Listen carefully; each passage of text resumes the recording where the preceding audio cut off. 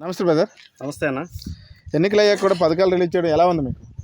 ఎన్నికలు అయిన తర్వాత పథకాలు రిలీజ్ చేయడం అన్నది రాష్ట్ర వ్యాప్తంగా కూడా జనాలందరూ చాలా సంతోషంగా వ్యక్తపడుతున్నారు.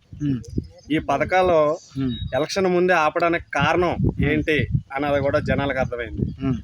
ఈ పథకాలు ఆపడానికి కారణం ఎవరంటే చంద్రబాబు నాయుడు గారు, నిమ్మగడ్డ రమేష్ గారు కలిపి ఈ పథకాలను ఆపితే మనకి ఓటు శాతం పెరుగుతుంది అనే విషయంపై పథకాలు ఆపడం జరిగింది. ఎలక్షన్ అయిన వెంటనే సీఎం జగన్మోహన్ రెడ్డి గారు ఈ పథకాలు రిలీజ్ చేయడం జరిగింది. దానివల్ల జనాలందరూ చాలా సంతోషకరంగా ఉన్నారు. ఓకే, ఇక చూస్తే గ్రామీణ ప్రాంతంలో పోలింగ్ ఎక్కువ జరిగింది కదా, ఏ పార్టీకి అనుకూలంగా ఉంది అనుకుంటున్నాను?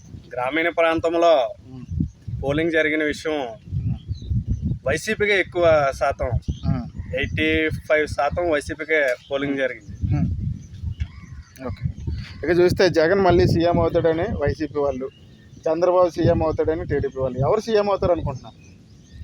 టీడీపీ వాళ్ళు సీఎం అవుతారని అనుకోవడం అన్నది వాళ్ళ అపోహ. అది వైసీపీ పార్టీ తరపు నుంచి జగన్మోహన్ రెడ్డి గారే సీఎం అవుతారు. ఎందుకంటే జగన్మోహన్ రెడ్డి గారు వచ్చిన కాడి నుంచి కూడా పేద సేద కుల మతం లేకుండా, పార్టీ భేదాలు లేకుండా ప్రతి ఒక్కరికి కూడా అన్ని పథకాలు కూడా చేరేటట్టు ఆయన నాయకత్వం చేశారు. అందువల్ల ప్రతి ఒక్కరూ కూడా, ప్రజలందరూ కూడా మాకు జగన్మోహన్ రెడ్డి వస్తేనే మేము బ్రతకగలం, మాకు దేనికి కొరువు లేకుండా ఉండగలం అని చెప్పేసి ప్రతి ఒక్కరూ కూడా ఆయనకి జగన్మోహన్ రెడ్డి గారిని గుండెల్లో పెట్టుకొని దేవుడి కింద పూజించి ప్రతి ఒక్కరు వెళ్ళి కూడా నేను జగన్మోహన్ రెడ్డికి ఓటు వేయాలి అనే సంకల్పంతో బూత్లోకి వెళ్ళి ఫ్యాన్ ఎక్కడుంది అని వెతుక్కొని మరి ఫ్యాన్ పై ఓటేశారు. ఈ రకంగా చూసుకుంటే రేపు 4వ తారీఖుని కౌంటింగ్ జరిగిన మరుక్షణమే మన జగన్మోహన్ రెడ్డి గారు సీఎంగా ప్రకటించే విధానం జరుగుతుందని నేను గట్టిగా నమ్ముతున్నాను. మరి ఎన్ని సీట్లు రావచ్చు అనుకుంటున్నారు? మా జగన్మోహన్ రెడ్డి గారు అనుకున్నట్టు వైనాట్ 175 అంటున్నారు.